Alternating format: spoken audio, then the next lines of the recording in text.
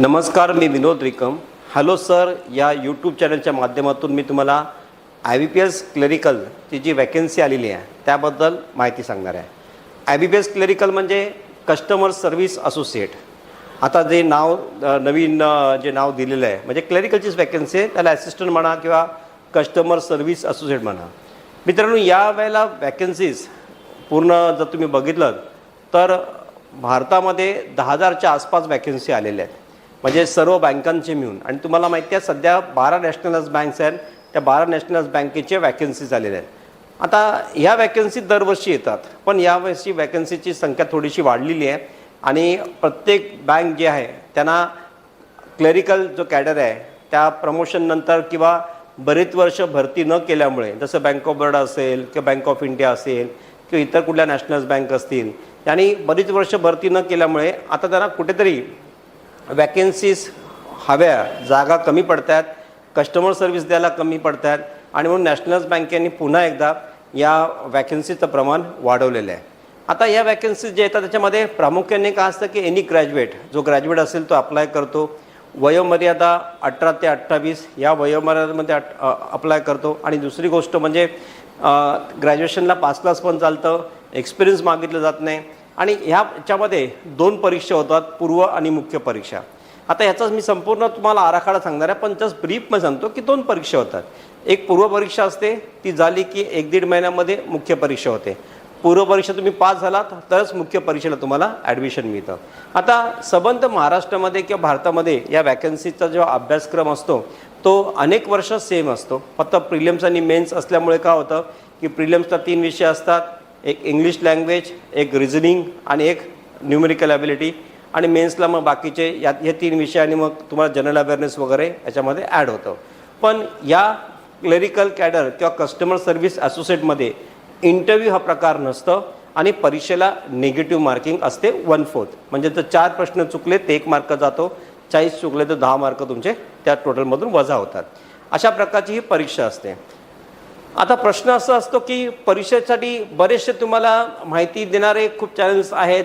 परीक्षेसाठी माहिती बऱ्याचशा ठिकाणी यूट्यूबमधून किंवा इंटरनेटच्या माध्यमातून किंवा इतर लोकांकडून तुम्हाला मिळते.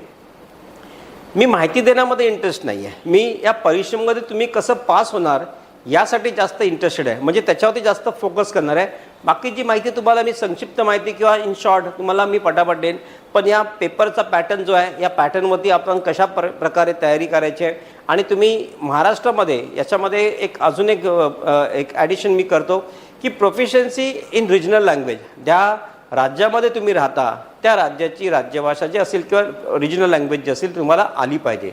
आता जेव्हा मराठी तुम्ही महाराष्ट्रामध्ये मराठी म्हणा किंवा कर्नाटकमध्ये कन्नड म्हणा किंवा तुम्ही आंध्र प्रदेशमध्ये गेला तर तेलुगू म्हणा किंवा तुम्ही गोवामध्ये गेला तर कोकणी म्हणा किंवा तुम्ही दुसऱ्या कुठल्या राज्यात गेला तर त्या राज्याची जी बेंगॉलमध्ये गेला तर बेंगॉली भाषा म्हणा, ह्या सगळ्या भाषा तुम्हाला आले पाहिजे. आता आपण विचार करतो की जेव्हा हा यूट्यूब चॅनलच्या माध्यमातून मी तुम्हाला सांगायचा प्रयत्न करतो आहे ते म्हणजे महाराष्ट्रातले जी यंग जनरेशनची मुलींसाठी ही जी वॅकन्सी आहे ही अत्यंत महत्त्वाची आहे. कारण बघा की आता एक लोकल बँक ऑफिसरचा एक कन्सेप्ट आलेला आहे. लोकल बँक ऑफिसर हे कन्सेप्ट म्हणजे कसं आहे की तुम्हाला माहिती असेल की या कन्सेप्टमध्ये लोकल बँक ऑफिसरमध्ये सगळ्यात जास्त जर तुम्ही बघत असाल तर याच्यामध्ये एक कन्सेप्ट असा की रिजनल लँग्वेज, जशी तुम्हाला क्लरिकल कॅडरमध्ये प्रोफिशियन्सी रिजनल लँग्वेज महत्त्वाची आहे तशी तिथे सुद्धा प्रोफिशियन्सी रिजनल लँग्वेज महत्त्वाची आहे. म्हणजे IBPSच्या माध्यमातून जे प्रोबेशनरी ऑफिसर भरती करतात तिथे हा प्रॉब्लेम येत नाही. ते तुम्ही भारतामध्ये कुठेही अप्लाय करू शकता, कुठेही जॉबला जाऊ शकता. मात्र जर तुम्ही लोकल बँक ऑफिसरमधून जर तुम्ही बँकेमध्ये यायचा प्रयत्न केला तर तुम्हाला त्या राज्यामध्ये कॉम्पिटिशन त्या राज्यातल्या मुलांची असेल. म्हणजे ह्या क्लरिकल कॅडरचा अभ्यासक्रम जो आहे तो जवळपास त्या लोकल बँक ऑफिसरच्या अभ्यासक्रमाला जवळपास तुम्हाला 60% तरी अभ्यास त्याच्यामध्ये सिमिलर असल्यामुळे तुम्ही याला चांगल्या पद्धतीने सामोरे जाऊ शकता. माझं नाव मी जसं म्हटलं की विनोद निकम, मी बँक ऑफ बरोडामध्ये अधिकारी म्हणून काम करतो आणि ह्या यूट्यूब चॅनलच्या माध्यमातून मी लोकांपर्यंत पोचण्याचा प्रयत्न यासाठी करतो की नक्कीच बँकेमध्ये मराठी मुलींची खरोखर अभाव आहे. वॅकन्सीसाठी लोक तयारी करत नाहीत आणि मला असं वाटतं की ही तयारी तुम्ही केली पाहिजे. त्यासाठी आपण थोडंसं फक्त प्रश्न बघूया की काय काय रिक्वायरमेंट आहे. तर याच्यामध्ये ही वॅकन्सीज मी जसं तुम्हाला म्हटलं कस्टमर सर्व्हिस असोसिएटची वॅकन्सी आहे, म्हणजे क्लरिकल कॅरियरची वॅकन्सी आहे. त्यामध्ये 10,277 पोस्ट आहेत. 10,277 पोस्टसाठी वॅकन्सी आहे. त्यामध्ये तुम्ही जर बघाल, हे जर तुम्ही बघितलं तर महाराष्ट्रामध्ये या वॅकन्सीसाठी जे मुलं अप्लाय करत आहेत त्यामध्ये तुम्ही बघा, जास्त करून महाराष्ट्र हा जो म्हणजे टप्पा आहे त्याच्यामध्ये बँक ऑफ बरोडामध्ये बघा 146, 80 bank of India, 300 bank of Maharashtra, Canara bank 115, 281 central bank of India, PNB 120, Punjab and Sindh bank 60 आणि युनियन बँक ऑफ इंडिया 15. म्हणजे एकूण महाराष्ट्रासाठी 1100 जवळपास वॅकन्सी आहेत. म्हणजे टोटल वॅकन्सीमधून 1100 म्हणजे 10% वॅकन्सीज फक्त महाराष्ट्रासाठी आहेत. आता असं म्हणता कामा नये की इतर राज्यांना जास्त आहेत, कारण तुम्ही जर पुढे आकडा बघितलात तर फक्त उत्तर प्रदेशमध्ये आकडा हा 1300 पदांसाठी आहे. बाकी जर 2 नंबरचा आकडा बघितलात तर तुम्ही कर्नाटकमध्ये आणि 3 नंबर महाराष्ट्र आहे. म्हणजे या ज्या वॅकन्सी आहेत ते या वॅकन्सीप्रमाणे आपल्याला पदहीसुद्धा जास्त दिलेली आहेत. आणि मला असं वाटतं की मराठी मुलांची कॉम्पिटिशन जी आहे ती इतर राज्यातल्या मुलांची कॉम्पिटिशनपेक्षा आपण थोडे वीक पडतो. त्याचं कारण आहे की प्रॅक्टिसमध्ये कुठेतरी कमी पडतो आणि आपण त्याच्यावरती जास्त बोलणार आहे. तर ही वॅकन्सी तुम्ही बघितलं असेल तर ह्या वॅकन्सीचा चार्ट तुम्हाला वेबसाईटवरती अवेलेबल आहे. पण तुम्ही 1100 117 म्हणजे 1117 वॅकन्सी ज्या आहेत त्यासाठी तुम्ही अप्लाय करताय. IBPSचा हा चार्ट बघा. जर तुम्ही 19ला बघाल तर ह्या वॅकन्सी 12,000 आल्या होत्या. नंतर 2020मध्ये या वॅकन्सी फार कमी झाल्या होत्या.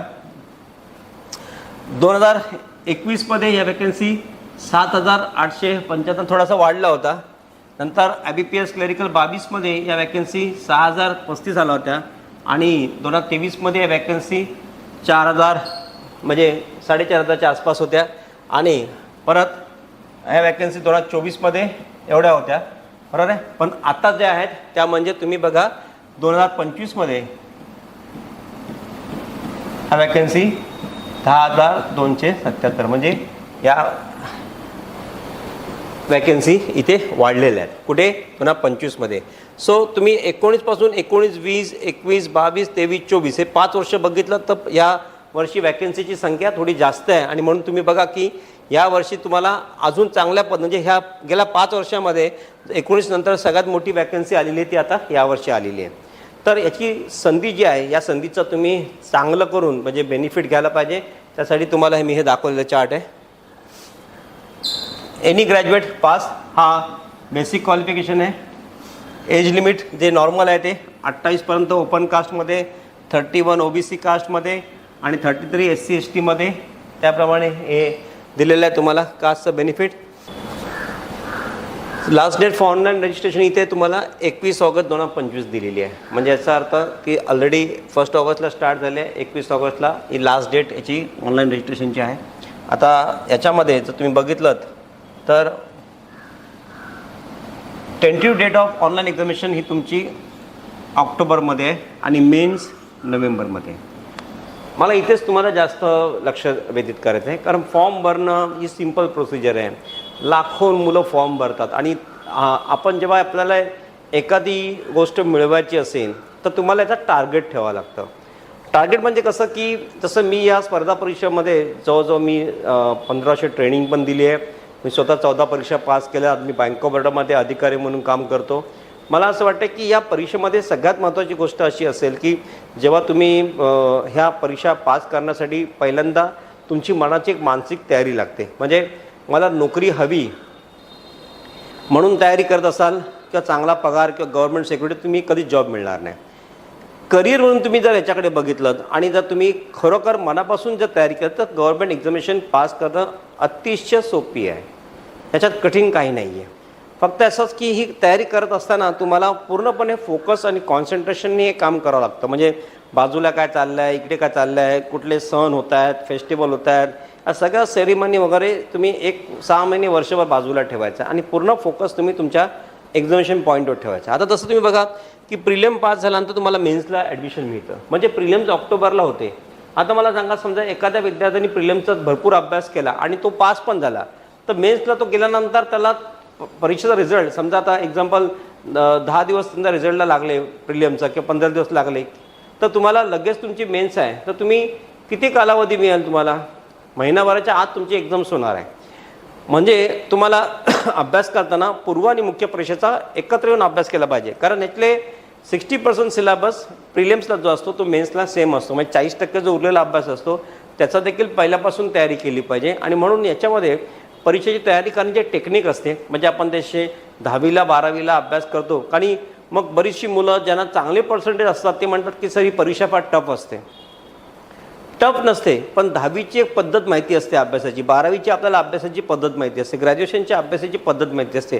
बरेचसे कोचिंग क्लास जॉईन करतो, बरेचसे आपण विद्यार्थ्यांना म्हणजे भेटतो, आपली मित्रमंडळी आपण एकत्र चालू करतो अभ्यास, बरेचसे आपल्याला पुस्तकं गायडन्स म्हणून मिळतात, आपण याची वर्षभर तयारी करतो, आणि तेव्हा जाऊन आपण तो 10वी 12वीला ग्रॅज्युएशनला आपण जे काही आपल्याला यश मिळतं ते आपला फोकस, कॉन्सन्ट्रेशन आणि आपण असलेला मेहनत आणि त्याच्यामागे असलेले आपली ट्रेनिंग, ह्या सगळ्या गोष्टी कंबाईन करून तुम्ही ते यश मिळवता. पण इथे काय होतं, इथे जेव्हा तुम्ही परीक्षेचा अभ्यास करता, हे खूप महत्त्वाचा पॉईंट आहे, हे लक्षात ठेवा. अभ्यास करता तेव्हा तुम्हाला ह्या सगळ्या गोष्टी लक्षात नसतात. तुम्ही फक्त विसरता तुम्ही आपण आधी काय केलं होतं, आधी 10वी करताना 12वी करताना किंवा जे काय तुम्ही ग्रॅज्युएशन करताना किंवा तुम्ही जे काय प्रोफेशनल कोर्स करताना तुम्ही जे काही तयारी केली होती त्याचा बेसिक असा होता की तुम्ही त्याची पहिल्या दिवसापासून तयारी करायचं, आणि तुम्ही त्याचे पेपर सेट सॉल्व करणं, कोचिंग क्लास घेणं, ट्रेनिंग घेणं, अभ्यास करणं, रोज न विसरता 2 तास स्टडी करणं, हे सगळं होतं. पण इथे कसं होतं की फॉर्म भरल्यानंतर परीक्षेच्या आधी थोडी तयारी करायची आणि परीक्षेला जाऊन बसायचं, हा एक त्याच्यामधला जो चुकीचा कन्सेप्ट आपण हे करतो, आणि म्हणून इथे आपल्याला यश मिळत नाही. तर नक्की तुम्हाला इथे काय केलं पाहिजे ते आपण जरा ह्या स्ट्रक्चर जो एक्झामिनेशनचा आहे त्याच्यामध्ये ही एक्झामिनेशन फीस आहे. तुम्ही बघा की तुम्हाला ऑनलाईन सगळ्या फीसच्या माहिती आहे, त्याच्यामध्ये ओपन कास्टला किती, OBCला किती, SC एसटीला किती, हँडिकॅपला किती, तुम्हाला सगळं दिलेलं आहे, तुम्ही चेक करा. आता याचा जो बेसिक आहे तो जर पकडला आपण 24,000 तर ह्याचा ग्रॉस साधारण 32,000 ते 34,000 पर्यंत जाईल.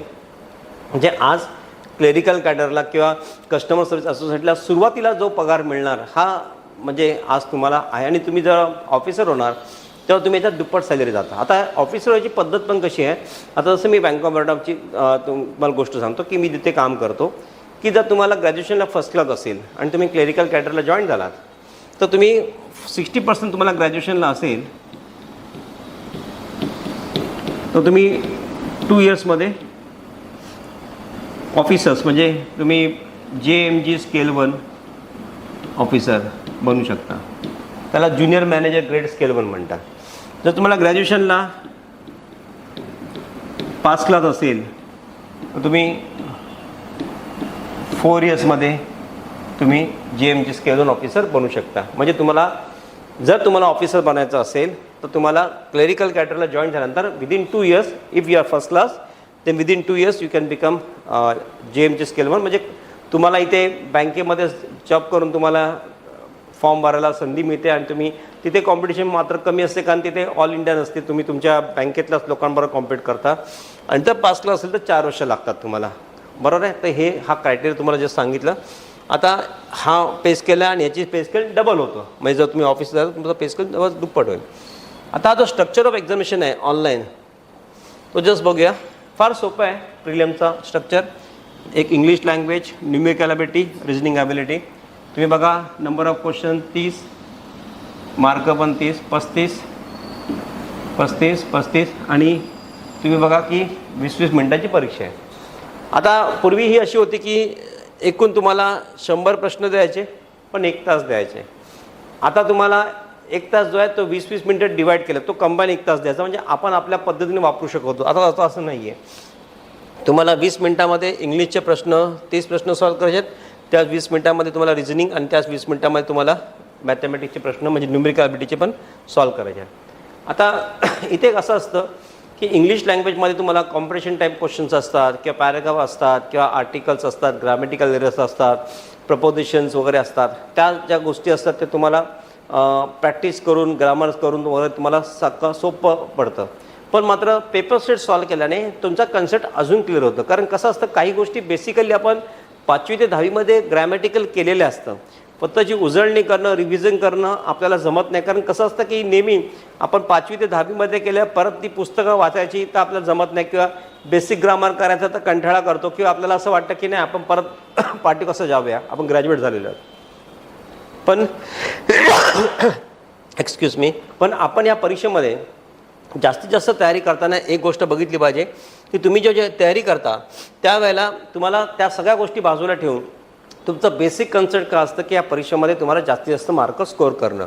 मग तुम्ही इंग्लिश लँग्वेज ही जी परीक्षा आहे ती तुम्ही 30 प्रश्न तुमच्या आरामात 20 मिनिटात होऊ शकतात. आणि तुम्ही याला प्रॅक्टिस करून तुमचं वाचन करून तुम्ही त्याच प्रकारचे प्रश्न जास्त केलेत तर तुम्हाला एक लॉजिक येतं की कशा प्रकारचे पॅरेग्राफचे प्रश्न असतात, त्याला कसं सिनोनिम्स अँटोनिम्स कसे असतात, किंवा स्पेलिंग मिस्टेकचे प्रश्न असतात, हे तुम्ही जास्तीत जास्त तुम्हाला प्रॅक्टिस करून समजतात. नंतर तुम्ही न्यूमेरिकल ॲबिलिटीकडे आलात, सेम तसंच आहे की याच्यामध्ये तुम्हाला 2 टाईपचे प्रश्न येतात. एक म्हणजे सिम्पल न्यूमेरिकल सम्स असतात, ॲडिशन, सबट्रॅक्शन, डिव्हिजन्स, मल्टिप्लिकेशन. आता याच्यामध्ये हे जे प्रश्न असतात ह्या प्रश्नामध्ये तुम्ही शाळेमध्ये हे केलेले असतात, इथे तुम्हाला टाईम कमी असतं. आणि समजा आता 15 प्रश्न न्यूमेरिकलचे आले आणि 20 प्रश्न तुम्हाला शाब्दिक आले, तर त्या 20 प्रश्न शाब्दिक जे आहेत त्यालासुद्धा वेळ लागतं, वाचायचं असतं, फॉर्म्युला अप्लाय करायचं असतात, profit and loss, percentage, time and distance, आणि त्याला सॉल्व करत असतं. पण न्यूमेरिकल तुमचं चांगलं पाहिजे, त्याला शॉर्ट ट्रिक्स मेथड्स माहिती पाहिजे. शॉर्ट ट्रिक्स मेथड्स ह्याचा अर्थ असा असतो की बेसिक ज्या गोष्टी असतात, ॲडिशन, मल्टिप्लिकेशन, सबट्रॅक्शन, डिव्हिजन, जे कॅल्क्युलेटर इथे अलाउड नसतं, तुम्हाला ओरली फास्ट जमलं पाहिजे, तुमची मेंटल ॲक्युरेसी वाढली पाहिजे, जी आता आहे त्याच्यापेक्षा दुप्पट झाली पाहिजे, तिप्पट झाली पाहिजे, 4पट झाली पाहिजे. याचा अर्थ आहे की तुमचं जसं तुम्ही कंटिन्युअसली स्पर्धा परीक्षेचा अभ्यास करता तुम्हाला समजतं की ते क्विकनेस हा फार महत्त्वाचा असतं, इथे शार्पनेस लागतं, इथे इंटेलिजन्सी फार कमी लागते पण शार्पनेस जास्त लागतं. म्हणजे कसं असतं की इंटेलिजन्सी प्रॅक्टिस न करता तुम्ही इंटेलिजंट असाल त्याचा काही ते उपयोग नाही आहे.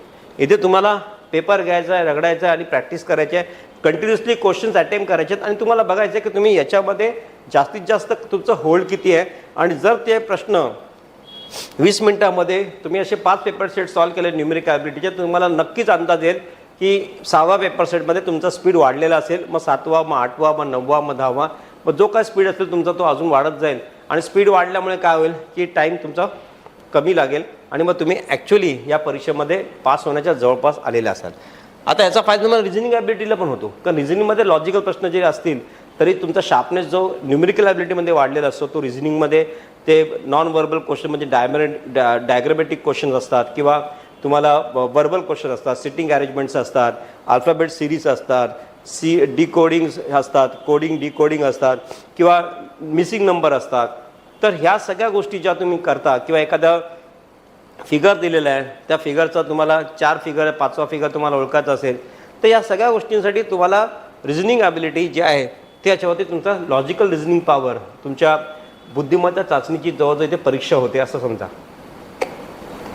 इंटरव्ह्यू नसल्यामुळे ह्या सगळ्या गोष्टी इथेच तुमच्या चेक होतात आणि म्हणून तुम्हाला परीक्षेला जाण्याआधी याच्या 5-5 पेपर सेट सॉल्व्ह करणं हा सगळ्यात रामबाम उपाय आहे. तुम्हाला बरेचसे चॅनल काय काय सांगतील, किती कोर्स देतील, किती मटेरियल देतील, किती कॉस्ट देतील हे मला माहीत नाही, पण माझा एक सिम्पल फंडा आहे त्याच्यामध्ये की 5-5 पेपर सेट सॉल्व्ह करा, तुम्ही स्वतः समजून घ्या त्या परीक्षेचा अभ्यासक्रम आणि नंतर 6व्या पेपर सेटमध्ये तुम्हाला तो ग्रिप येईल. जोपर्यंत तुम्ही 5-5 पेपर सेट सॉल्व्ह करत नाही तोपर्यंत मी तुम्हाला कितीही सांगितलं, कितीही समजवलं, कितीही माहिती दिली, तोपर्यंत स्वतःहून तुम्हाला या परीक्षेचा, कारण तुम्हाला ही परीक्षाच्या माध्यमातून जो जॉब मिळणार आहे तो लक्षात घ्या, येणाऱ्या काळामध्ये 30-35 वर्ष तुमचं आयुष्य याच्यामध्ये जाणार आहे. तुम्ही पुढच्या ग्रेडला जाल तेव्हा तुम्हाला समजेल याचं इम्पॉर्टन्स किती आहे.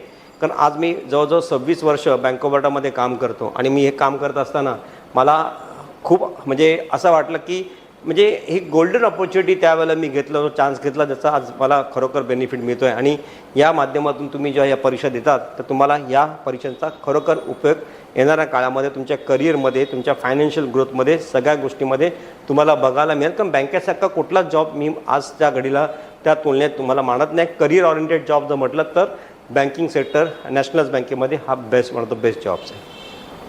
तर ही परीक्षा तुम्हाला 100 प्रश्न 100 मिनिटात करायचे आहे, 100 प्रश्न 60 मिनिटात करायचे आणि 100 प्रश्न 100 मार्क आणि 60 मिनिटं, हा इक्वेशन लक्षात ठेवा. 20-20 मिनिटामध्ये तुम्हाला हे पेपर द्यायचे आहेत. आता ही परीक्षा पास झाल्यानंतर तुम्हाला जसं म्हटलं की तुमचा 1 महिन्याचा कालावधी आहे. इंग्लिश लँग्वेज हे जे 3 पेपर आहेत त्याच्यामध्ये क्वांटिटेटिव्ह ॲप्टिट्यूड म्हणजे तो न्यूमेरिकल ॲबिलिटी पेपर जो आपण म्हटलं मॅथ्सचा, त्याच्यामध्ये फक्त इथे ग्राफिकल क्वेश्चन्स ॲड होतील. म्हणजे बार ग्राफ, लाईन ग्राफ्स किंवा तुम्हाला फिगर्स देतील, डाटाबेस फिगर असतील, त्याच्यामध्ये तुम्हाला डाटा इंटरप्रिटेशनचे क्वेश्चन्स असतील, डाटा फाइंड करायचा असेल आणि त्याचं कॅल्क्युलेशन असेल. म्हणजे सर्व ठिकाणी तुम्ही परत इथे कॅल्क्युलेशन पार्ट हा आलाच. त्यामुळे तुमचं नंबर मल्टिप्लिकेशन, ॲडिशन, सबट्रॅक्शन तर फास्ट पाहिजे, तुमच्या स्पीडिंग रीड पण फास्ट पाहिजे, तुम्हाला ग्रास्पिंग पॉवर पण फास्ट पाहिजे. आणि हे सगळं तुम्हाला एक जसं इंग्लिश लँग्वेजचं स्पीड वाढेल, तुमचं रिजनिंग विथ लॉजिक वाढेल, इथे तुमचं ॲक्युरेसी वाढेल, या सगळ्या गोष्टी आहेतच. फक्त इथे जो आहे जनरल आणि फायनान्शियल अवेअरनेसमध्ये इथे तुम्हाला बँकेवरतीवर प्रश्न विचारतील, इकॉनॉमिक रिलेटेड प्रश्न विचारतील जे बँकिंग सेक्टर्सवरती आहेत. आणि इतर जे प्रश्न असतील जसं तुम्हाला स्पोर्ट्समध्ये, सायन्स अँड टेक्नॉलॉजीमध्ये डेव्हलपमेंटमध्ये किंवा अवॉर्ड्स मिळालेले आहेत किंवा अशा काही क्षेत्रातले जे गोष्ट जिथे एक्स्ट्रा ऑर्डिनरी काहीतरी इव्हेंट्स घडलेले आहेत याबद्दल तुम्हाला प्रश्न नक्कीच विचारतील. आणि ह्यामध्ये इंडिया आणि आउटसाइड इंडिया म्हणजे इंडियाचं आहेत पण वर्ल्डमधल्यासुद्धा तुम्हाला इकॉनॉमिकल क्वेश्चन्स तुम्हाला विचारले जातील, बँकिंग रिलेटेड क्वेश्चन्स विचारले जातील, RBI रिलेटेड क्वेश्चन विचारले जातील. आणि हे सुद्धा तुम्हाला परत म्हटलं की या बेस्ट म्हणजे ह्याच्यामध्ये तुम्ही जे बँकेवरती जे बाहेर मार्केटमध्ये कुठलंही पुस्तक, चांगला पुस्तक तुम्ही घेतलात त्याच्यामध्ये तुम्हाला जसं प्रतियोगिता दर्पण आहे त्याच्यामध्ये तुम्हाला पेपर सेट मिळतात. बँकिंग सर्व्हिसेस क्रॉनिकल म्हणजे प्रतियोगिता दर्पण आणि banking services Chronicle. Banking services Chronicle हा बँकेतले जे पेपर सेट असतात किंवा करंट असतात ते दर महिन्याला हे पुस्तकं तुम्ही चालू करा. 1 वर्षाचे तुम्ही सबस्क्रिप्शन करा, तुम्हाला दर महिन्याला पुस्तकं येतील. त्याच्यामध्ये तुम्हाला questions, answers, paper sets, practice हे सगळं तुम्हाला मिळतील. 100-150 रुपयाची कॉपी असेल, 1 कॉपी महिन्याला. हार्डली तुम्हाला तेवढंच खर्च करायचा आहे. आणि पहिलं बघा की 5 पेपर सेट सॉल्व करताना तुमचं बेसिक नॉलेज किती वाढते. जर ते चांगलं असेल आणि त्याच पद्धतीने तुम्हाला जर वाटलं की आपल्याला ह्या बेसवरती आपल्याला पुढे जायचं आहे तर you can take a most growth. But हे इम्पॉर्टंट आहे की या परीक्षेमध्ये ह्या सगळ्या गोष्टींची माहिती असणं आवश्यक आहे.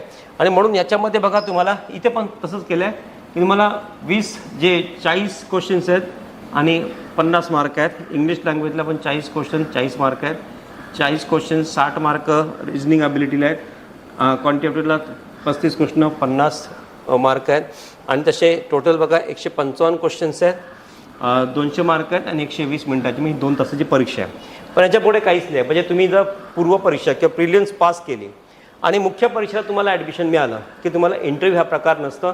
त्यामुळे तुम्ही इथे पास करणं तुम्हाला सोपं जाईल आणि तुम्ही या परीक्षेमध्ये लवकरात लवकर तुम्हाला यश मिळेल. मात्र याच्यामध्ये सगळ्यात महत्त्वाचं इम्पॉर्टंट म्हणजे या परीक्षेमध्ये बेसिक ज्या गोष्टी आहेत त्या म्हणजे तुम्हाला याचं जे परिपूर्ण म्हणजे अभ्यास जो आहे तो तुम्हाला प्रॅक्टिस 5 पेपर सेट प्रॅक्टिस करणं हे माझा हा फंडा लक्षात ठेवा. 6व्या पेपर सेटला तुम्हाला आपोआप त्या विषयाचा अंदाज येईल, अभ्यास माहिती पडेल आणि किती तुम्हाला करायचं आहे, किती नाही करायचं आहे, किती स्पीड आलेलं आहे, किती स्पीड तुम्हाला पाहिजे याचासुद्धा अंदाज येईल. कारण ही परीक्षा ही टाईम लिमिटवरती चालते, तुमच्या इंटेलिजन्सीवरती चालत नाही. तुम्हाला प्रॅक्टिस करावं लागतं. जसं एखादा ॲथलीट असेल आणि तो खूप इंटेलिजंट असेल पण त्याचा उपयोग नाही आहे. तो रोज किती कंटिन्यूस प्रॅक्टिस करतो त्याच्यावरती तो परफॉर्मन्स डिपेंड असतं. म्हणजे इंटेलिजन्सीवरती तुम्ही एखादा स्पोर्ट्स जिंकू शकत. तशीच इंटेलिजन्सी हा भाग आलाच तो तर तुम्हाला लागतो, पण त्याचा जो उपयोग आहे तो तुम्ही जेव्हा प्रॅक्टिस कराल त्याच्यामध्ये त्याचा ॲक्च्युअली खरं म्हणजे त्याच्यामध्ये डीप जाल तुम्ही, त्यावेळेला तुम्हाला समजेल की ह्या प्रॅक्टिसचं फार इम्पॉर्टंट आहे. तुमचं पेपर, पेन, रफ पेपर तो कंटिन्युअसली प्रॅक्टिस आणि तुमची नजर हे सारखी हे पाहिजे. आणि ह्याचा अभ्यास मी जे सांगतो की स्पर्धा परीक्षेला 1 वर्ष अभ्यास करणारा विद्यार्थी जो आहे, ज्यांनी बाकीच्या सगळ्या गोष्टी बाजूला ठेवून 1 वर्ष कॉन्सन्ट्रेट करणारा जो विद्यार्थी आहे त्याला आजपर्यंत मी कधीच आयुष्यामध्ये बेरोजगार होताना पाहिलेलं नाही आहे. मात्र ह्या परीक्षेला जे काही दोष देतात किंवा ह्या परीक्षेवरती ज्यांना काही म्हणजे कमेंट्स करायचे असतात त्यांना करून दे. पण मी तुम्हाला सांगतो की प्रामाणिकपणाने या परीक्षेमध्ये तुम्ही अभ्यास करून तुम्ही यशस्वी होऊ शकता. मात्र या परीक्षेमध्ये तुम्ही दोष देणं किंवा निगेटिव्ह थिंकिंग करणं किंवा निगेटिव्ह कमेंट्स करणं फार सोपं आहे. मात्र या परीक्षेमध्ये खरोखर मेहनत करून अभ्यास करणारी विद्यार्थी संख्या जास्त आहे. आणि ह्याच्यामध्ये 1 वर्ष अभ्यास करणारे विद्यार्थी असतात, ह्यांना अनेक परीक्षा येतात. म्हणजे भारतामध्ये 40 प्रकारच्या परीक्षा येतात या एका वर्षामध्ये. तुम्ही बँकेमध्ये जाऊ शकता, तुम्ही रेल्वेमध्ये जाऊ शकता, तुम्ही स्टाफ सिलेक्शनमध्ये जाऊ शकता, तुम्ही MPSCमध्ये जाऊ शकता, तुम्ही एम्प्लॉईज प्रॉव्हिडंट फंडमध्ये जाऊ शकता. असे बरेच प्रकारचे IDBI वगैरे सेकंड शेड्यूल बँकेचे एक्झाम्स येतात, ग्रामीण बँकेचे एक्झाम्स येतात. या सगळ्या मिळत 40 प्रकारच्या परीक्षा दरवर्षी येतात आणि आतापर्यंत गव्हर्नमेंट जॉबची निर्मिती जी होत असते याचा मध्ये जो स्लो पिरियड होता म्हणजे स्लॅक पिरियड होता, आता तो थोडा परत ग्राफ वाढलेला आहे. जसं तुम्ही बँकेमध्ये बघा, मी तुम्हाला दाखवलं होतं की याच्यामध्ये आता 2019 नंतर आता सडनली वाढ झालेली आहे. मग ह्या सगळ्या गोष्टी जर तुम्ही बघितलं तर तुमच्यामध्ये निगेटिव्ह माइंड तुमचं करण्यामागे बऱ्याचशा लोकांचा हात असेल. मात्र तुम्ही अशा लोकांमध्ये राहिलं पाहिजे जे ह्याची चांगली स्पर्धा परीक्षेची तयारी करा. एखादी लायब्ररी जॉईन करा, तिथे विद्यार्थ्यांबरोबर राहा, बसा, तिथे तुम्ही 2-3 तास तुम्ही रेग्युलरली एका जागी बसून प्रॅक्टिस करा, कंटिन्युअसली तुम्ही अभ्यास करा आणि त्याच्यानंतर तुम्ही जनरल नॉलेज वाचण्याचं एक मॅगझिन तुम्हाला म्हटलं होतं बँकिंग सर्व्हिसेस क्रॉनिकल किंवा प्रतियोगिता दर्पण, दोन्ही घेतलं तर अतिउत्तम. तुम्ही ते बघा, त्याची प्रॅक्टिस करा. बाकीचं तुम्हाला सगळं आपोआप समजेल त्याच्यातून काय काय घ्यायचं, काय मटेरियल नाही घ्यायचं. नको ती पुस्तकं जमा करून तुम्ही परीक्षा पास करणार नाही. मोजकीच पुस्तकं, मोजकाच अभ्यास आणि एक ठराविक टाईम ह्याच्यात फिक्स पाहिजे.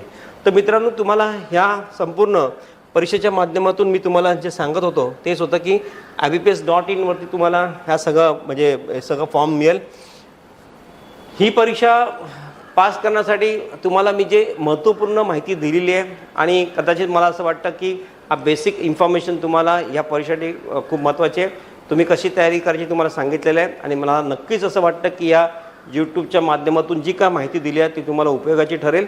आणि तुम्हाला मी परत एकदा तुम्हाला मी ऑल दी बेस्ट देतो आणि संपूर्ण या परीक्षेमध्ये तुम्हाला यश मिळो अशी मी ईश्वरचरणी प्रार्थना करतो. Thank you very much.